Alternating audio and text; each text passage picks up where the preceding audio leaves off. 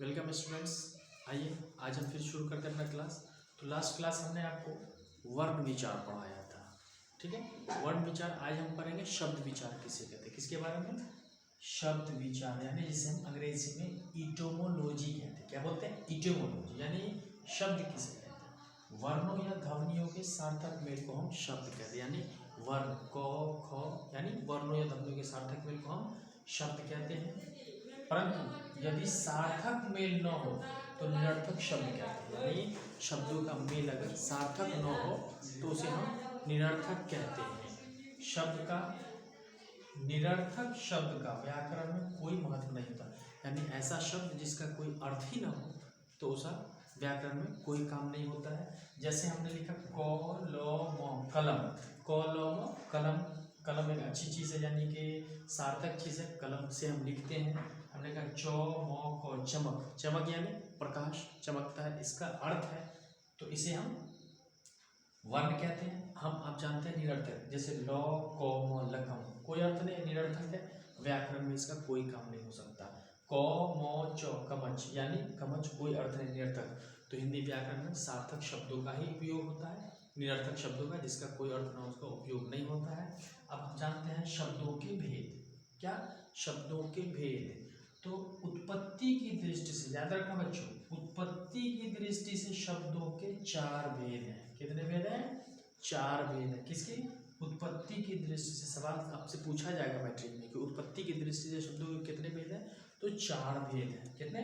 चार भेद हैं। पहला तत्सम, तद्भव, देशज, विदेशज। कौन कौन सा? तत्सम, तद्भव, देशज, विदेशज। उत्पत्ति की दृष्टि से शब्दों के कितने भेद हैं? चार भेद हैं। तत्सम, तद्भव, देशज, विदेशज। शब्द कितने प्रकार के होते हैं? चार प्रकार के शब्द होते हैं। पहला हम पढ़ते हैं तत्सम, यानी तत्सम किसे कहते हैं। तो देखिए हिंदी में प्रयुक्त संस्कृत के मूल शब्दों को तत्सम कहते हैं, यानी संस्कृत का ऐसा कोई शब्द जिसको संस्कृत से उठा करके हिंदी में रख दिया गया हो उसे हम तत्सम कहते हैं। जैसे हमने कहा तिक्त, तिक्त संस्कृत का वर्ड है जिसका अर्थ होता है तीता। हमने कहा अमर, अमर का अर्थ होता है आम। हमने कहा सर्प, सर्प संस्कृत का शब्द है जिसे हम सांप कहते हैं। हमने कहा कुबज, कुबज संस्कृत का शब्द है जिसे हम कुबरा कहते हैं। तो यानी संस्कृत के मूल शब्दों को हम तत्सम कहते हैं। क्लियर है? अगला हम देखते हैं तद्भव। तत्सम के बिगड़े रूप को तद्भव कहते हैं, यानी तत्सम का जो रूप बिगड़ करके, यानी संस्कृत का ऐसा शब्द जिसका कोई अर्थ निकल के आ गया हो, उसका रूप बिगड़ करके उसे हम तद्भव कहते हैं। जैसे हमने कहा आग, आग आपका तद्भव हो गया, तत्सम अग्नि हो गया। हमने कहा कर्पूर, कपूर। हमने कहा ओठ, यानी ओठ। हमने कहा कुबड़ा। तो संस्कृत के बिगड़े रूप को हम क्या बोलते हैं? तद्भव बोलते हैं। क्लियर है? अगला है आपका देशज। क्या है? देशज। तो देश की बोलचाल में पाए जाने वाले शब्द को देशज कहते हैं, यानी ऐसा कोई शब्द जो हमारे देश में, हमारे भारत में बोला जाता है उसे हम क्या बोलते हैं? देशज कहते हैं। जैसे हमने कहा डिबिया, डिबिया जानते हैं आप, जिसमें पढ़ते हैं।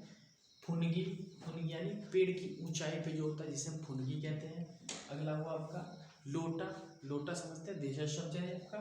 पगड़ी, पगड़ी जो सर पे बांधते हैं, देशज शब्द है। हमने कहा खिचड़ी, जो ये शब्द हमारे देश में जन्म लिया है, तो देश की बोलचाल में पाए जाने वाले शब्द को हम देशज कहते हैं। तो तत्सम हिंदी में प्रयुक्त संस्कृत के मूल शब्दों को तत्सम कहते हैं। तिक्त, अमर, सर्प, कुबज तत्सम हो गया। तद्भव यानी तत्सम के बिगड़े रूप को तद्भव कहते हैं। आग, कपूर, ऊंट, कुबज। अगला हो गया आपका देशज, देश की बोलचाल में, यानी हमारे भारत में पाई जाने वाली भाषा को, भाषा जो शब्द होता है उसे हम देशज कहते हैं। जैसे हमने कहा डिबिया, फुनगी, लोटा, पगड़ी, खिचड़ी इत्यादि को हम देशज कहते हैं। अब है विदेशज शब्द। हम विदेशज शब्द के बारे में पढ़ते हैं, यानी विदेशज, विदेशज किसे कहते हैं? जिन शब्दों का जन्म विदेश में हुआ हो उसे हम विदेशज कहते हैं। क्या कहते हैं?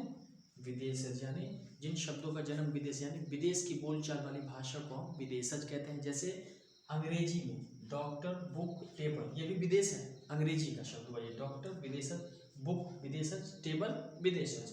अब हम लेते हैं फारसी में आराम, यानी बैठते हैं आराम करते हैं। अफसोस, परीक्षा में फेल करके अफसोस हुआ।